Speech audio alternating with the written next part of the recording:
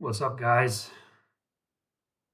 It is June 28th, 2026. Um, I'm officially a PGY2 second year internal medicine resident. So I finished my intern year um, last week. And so it's been a long year. And I'll make a separate video kind of reflecting on intern year and from a more personal standpoint. But the purpose of this video is to make one final learning issues video for being effective on the wards rotations, the inpatient internal medicine rotation um, for an intern. So so I have a number of learning issue videos on this channel, and this is a compilation basically of all the learning issues, or in my opinion, the most high yield learning issues that I've had over the past year. So, and some of these are going to be very technical, and some of these are going to be very broad learning issues. And I'll start with more of a broad, thing, and then I'll end with more of a technical. These are the things you should do to be successful in words. So number one is something that I had to come terms with kind of earlier in the year, is that you cannot be passive. I mean, you always need to be proactive as an intern. I think quite frankly, what felt like one of the lies that I was told before I started residency was that, well, it's just a job, and you don't have to study anymore. And when you're off of work, you're off. And some people might treat work that way, but I don't think, and you should know yourself, but in my case, I couldn't afford to treat my work that way. Because again, you know yourself, but if you're coming into residency with pretty big gaps in knowledge, if you're coming into residency, having done nothing in your fourth year of medical school, then you need to study when you're not working to catch up on those knowledge gaps. And not just, something else you might hear a lot, which I also think is slightly misleading advice, is, as long as you study on the patients that you're seeing, you're okay. But I also disagree with that. I think as an intern, especially when you're on easier rotations in your intern year, like say neurology, or, in my opinion, neurology was a pretty easy rotation, but whatever it may be and wherever you are, during those weeks, you should really be doing practice questions. And so I think what I'm getting at is that, as what's different about being a resident is that we're not constantly getting evaluated by exams that we need to pass. And so the pressure to constantly be studying isn't the same as it was in medical school. There isn't a shelf exam at the end of every rotation. But with that being said, you are constantly being evaluated. There are constant evaluations, especially in a smaller community program. There are constant evaluations. The attendings are constantly talking about you. And there are two major exams which you need to study for as an intern.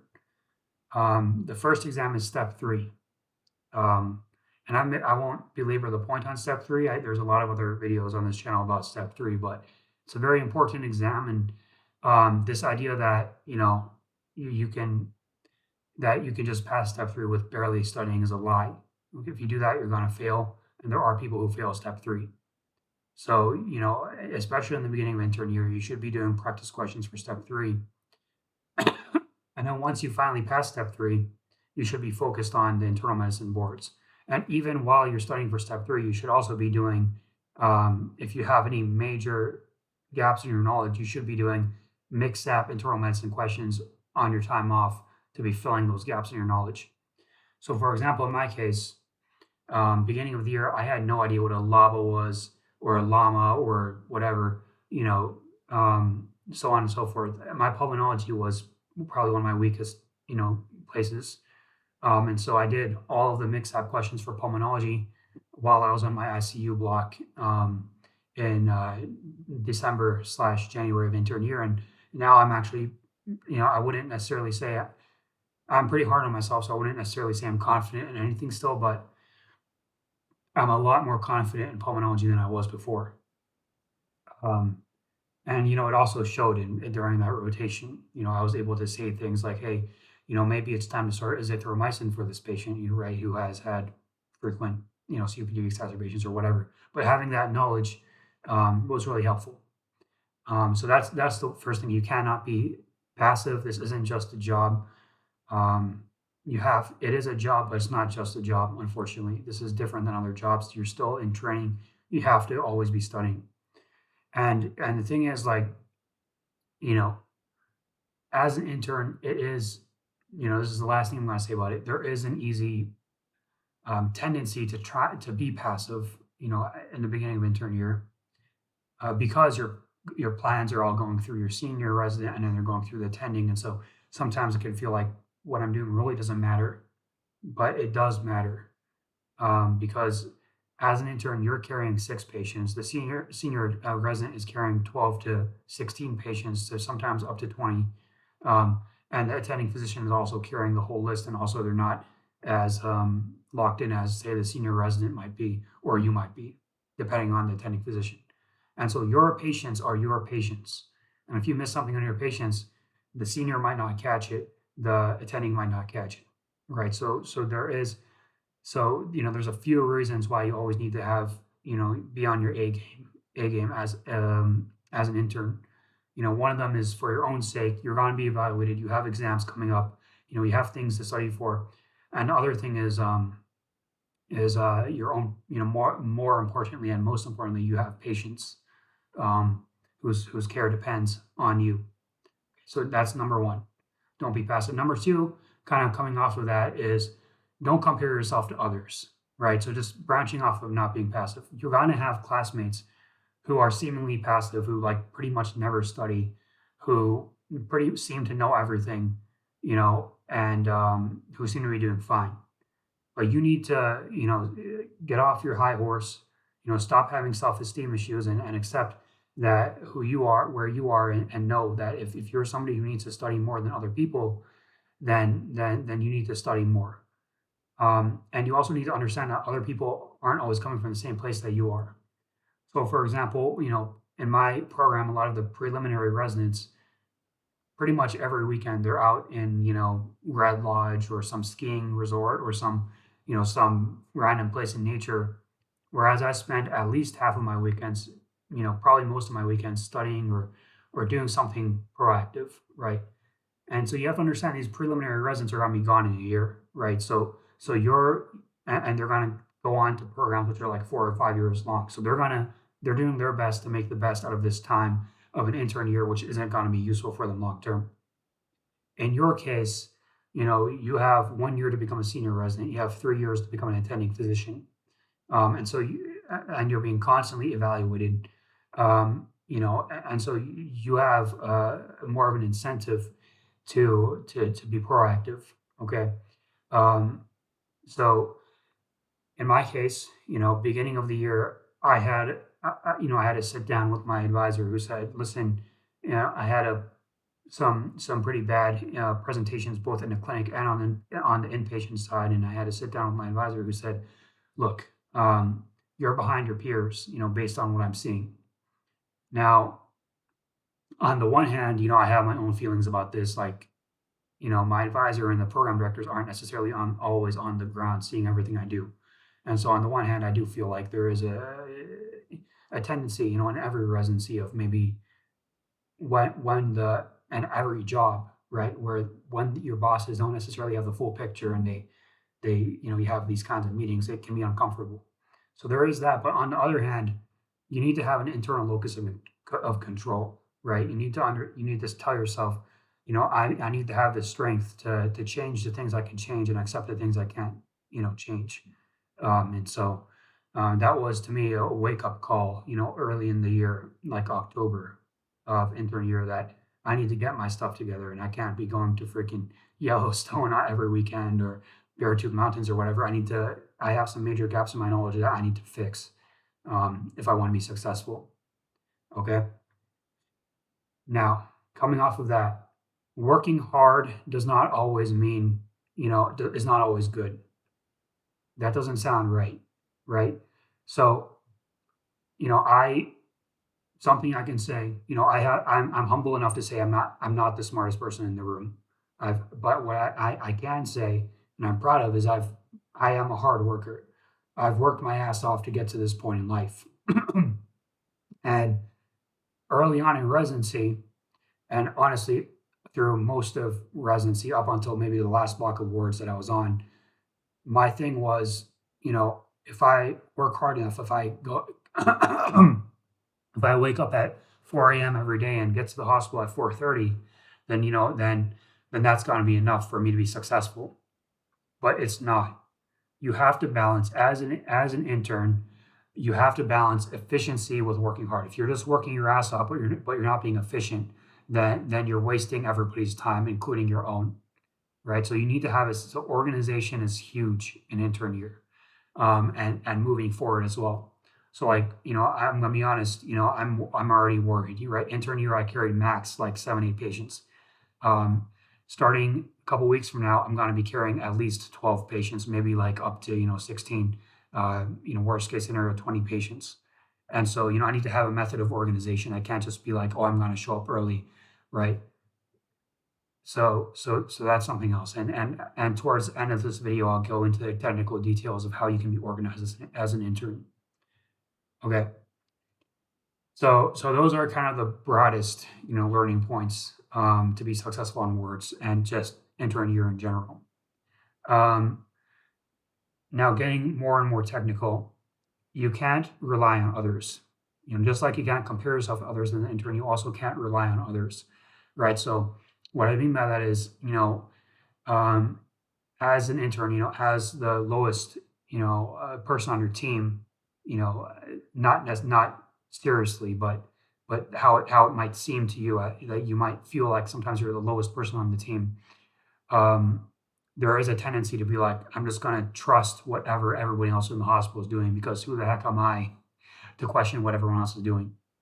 So, for example, if you pick up a new patient from the night team, and you're there in the morning, you might have an urge to just copy their note and copy their presentation to your attending.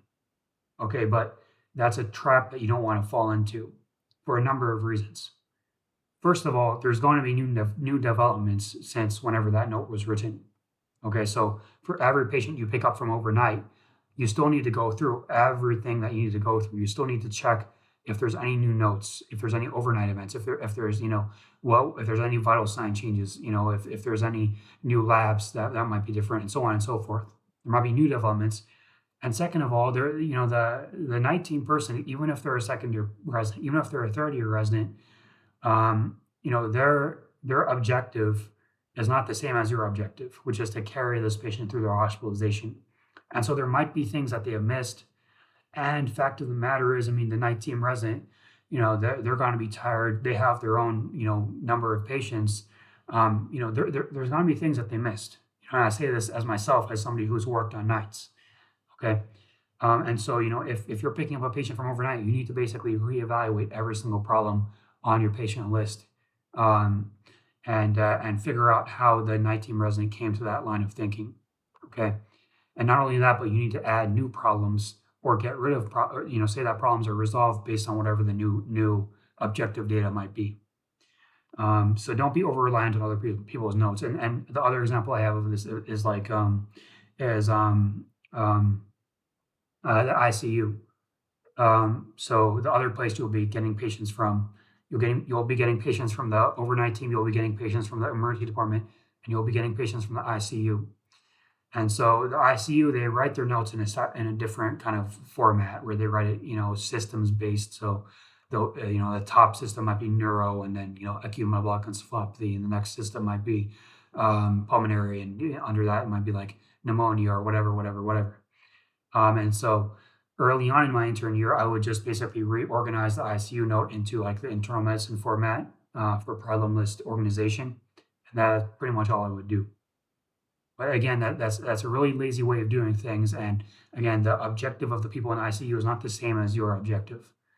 And so, for example, I had an ICU step down patient who was, asplenic. They didn't have a spleen, and they had a bunch of other medical problems which weren't noted in the note from the NP from the ICU. And it's not that the NP necessarily did anything wrong because all the acute problems that were treated in the ICU were treated. But your job as an internist is to make sure you do a deep dive in every patient that you pick up.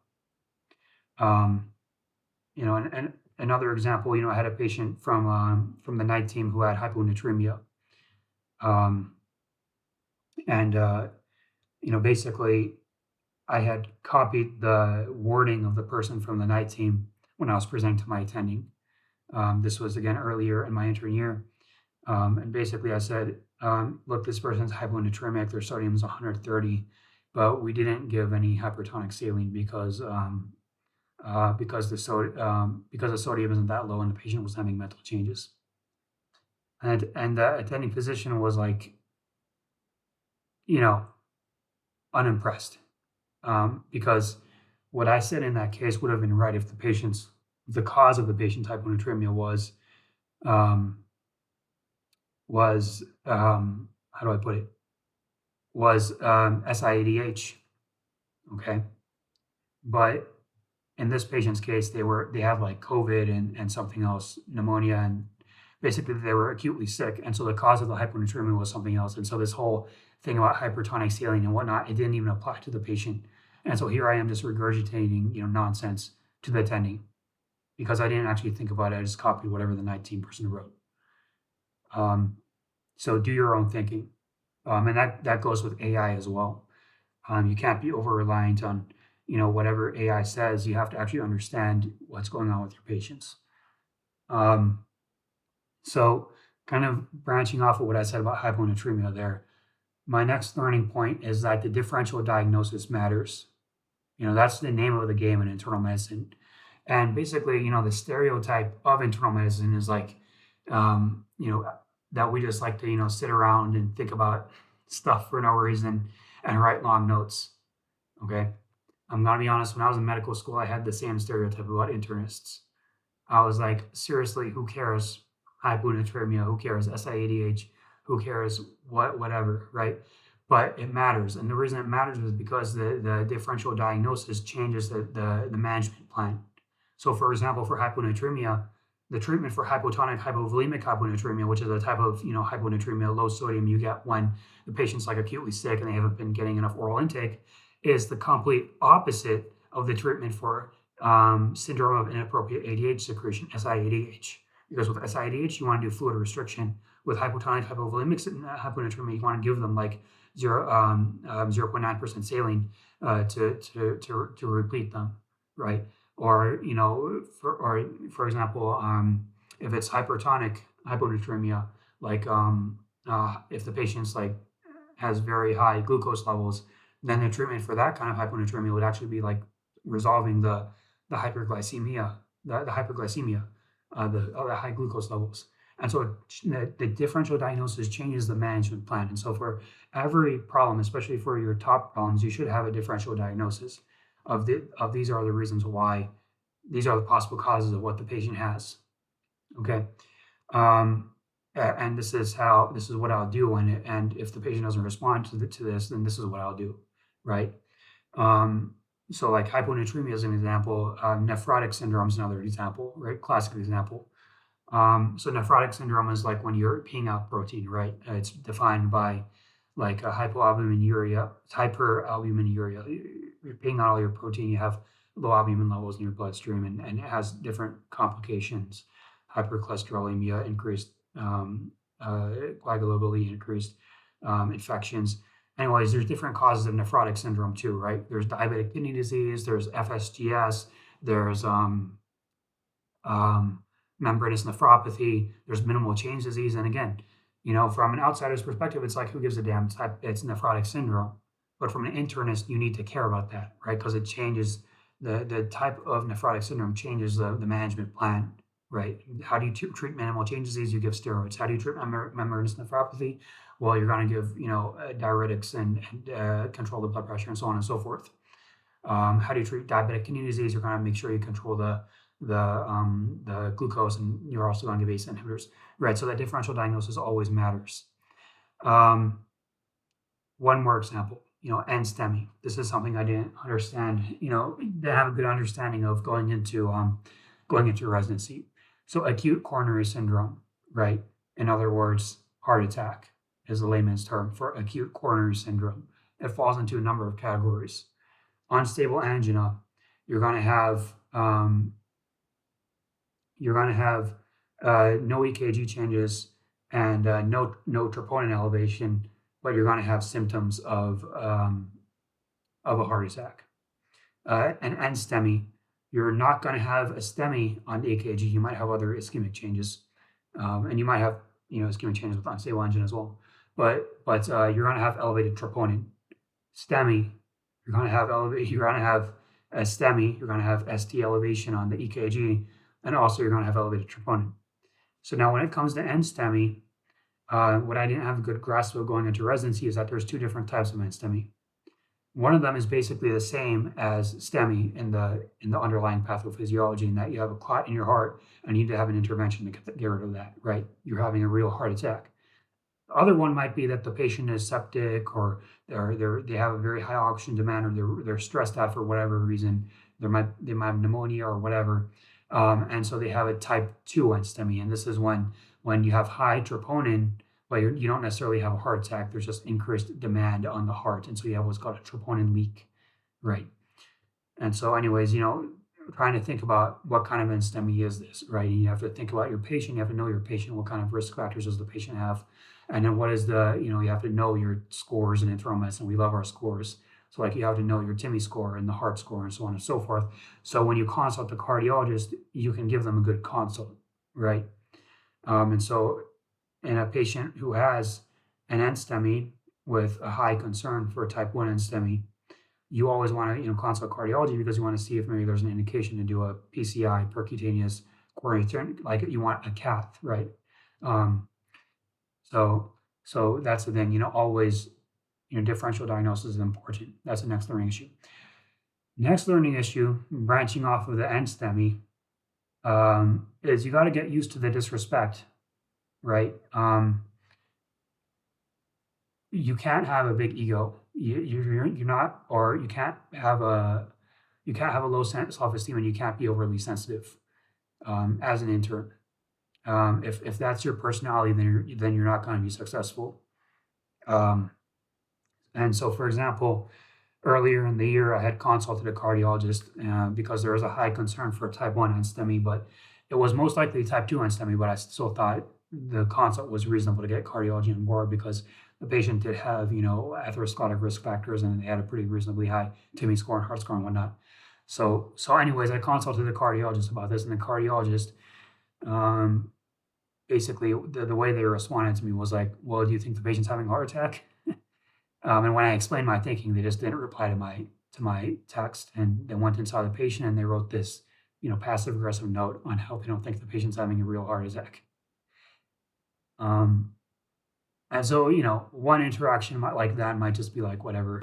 But you're going to have interactions like this maybe on a daily basis, if not, at least on like a weekly basis, if not a daily basis, in your intern year, where, because you're a first year resident, you might not be treated with the same respect as like, a senior resident or an attending physician might be treated with. And so you need to get used to that. And, it's not right. I don't agree with that culture of medicine, but, if you let it affect you too much, then it's going to have a negative impact on your career, and there's just no good from it. In other words, you should understand that there's going to be some disrespect, but you also need to have this self-respect, not to ruminate on these things. And so, for example, with that cardiologist, I was already having kind of a tough day, in ICU. I was already pretty sleep deprived. This is like, December. I haven't seen the sun in forever because I wake up so early and leave so late. And I was just so angry that day. I was just fuming with anger. I was like, who the hell does this guy think he is talking to me like this? I'm a human being just like he is. I just, yeah, I can't put into words the anger that I was feeling, at that point. Um, but there wasn't any good that came out of that.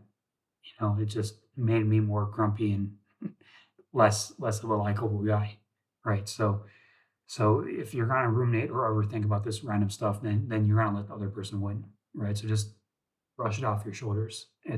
I'm sorry that this person has to be a jerk, right? It doesn't need to affect you. Um, don't become bitter, right? Because if you become bitter, then you're gonna become what you don't want to become, right? Um, and so just don't let this stuff affect you too much. And fact of the matter is, there is a lot of these people who might be disrespectful to you. They don't have the right to be disrespectful to you, but there is, if you maintain an internal locus of control, if you always think about what you can do to make changes, how you can be better, there is always something to learn, even from those interactions. And so, with that interaction, as much as it angered me and ticked me off, it made me more keen on understanding the difference between type 1 and type 2 and STEMIs. Okay. Um, so yeah. Okay. Next learning issue is making sure that you have the basics down going into intern year. So, how to take a history, right? How to get an HPI, right? This is something that you learn in the first year of medical school. But fact of the matter is, you start to lose that skill, okay? Especially because in your third year of residency, like, right, you might take thorough HPIs in, say, family medicine or internal medicine, but like in surgery, you're not going to be interviewing your patients like that. In OB/GYN, you're not going to be interviewing your patients like that, right? Um, and so, anyways, going into residency, it's kind of embarrassing to admit, to be honest, because this is a first year medical student skill, but there were parts of the HPI that I was missing, right? And so you need to have your HPI down. You need to, for every problem, you need to be able to ask, when did it start? What makes it worse? What makes it better? Where, what's the location of the body? How long does the pain last, or so on and so forth. You need to characterize it. You need to understand aggravating factors, the relating factors, treatments, so on and so forth. You need to understand if it's happened before, and you need to usually you need to at least ask pertinent family history questions, pertinent past surgical history questions, pertinent past medical history questions. You need to get a good HPI from every patient, and knowing what's pertinent and what's not pertinent to ask is something that comes with time. And so if you're early in your intern year and you ask just a million questions, that's okay. But you need to get a good HPI. And obviously that's stressful sometimes when you're attending and your senior are in the room, because you don't want to waste their time. I've definitely had that feeling as well, where I've rushed my HPI because everyone else is just watching me, right? But um,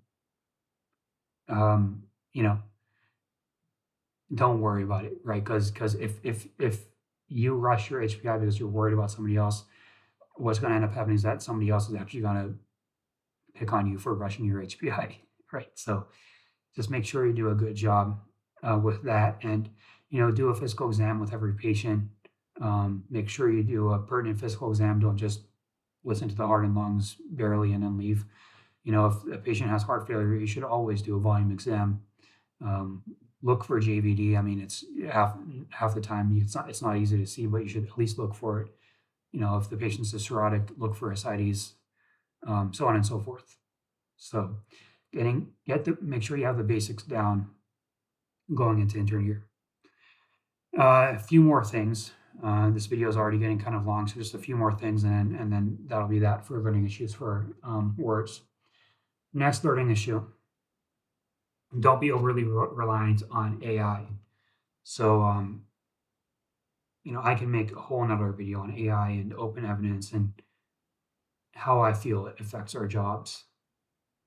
But what I will say is that it's a great tool. Um, it certainly poses a risk to our job security in the future, in my opinion. And also, if you're going to be overly reliant on AI, open evidence, you're not going to be a good doctor. And um, you need to understand what's actually going on, because if you just, you know, first of all, at the very least, you need to know what to actually ask open evidence. Um, and like when you're on rounds, they're gonna be asking you questions like, why do you think this is going on, so on and so forth. So you need to actually understand what's going on. Um, and things change pretty fast in the hospital environment and even in the clinic. And so you're not always going to have the time to go type away on open evidence and you know talk to AI about your problems. Um, so, like for example, you might have a patient who's suddenly hypotensive, right? Who has low blood pressure, and so you need to have a differential diagnosis for that in here. You need to understand the clinical picture. Um, why is this patient's blood pressure so low? Is it because they just haven't been eating anything? Is it because they've been NPO all day? Is it hypovolemia? Is there a concern that maybe there's a PE if they're not being anticoagulated? Is there a concern that this is septic, distributive shock? Is there a concern that patients had a bunch of blood loss after the surgery, so on and so forth? Um, you need to have a differential in your head.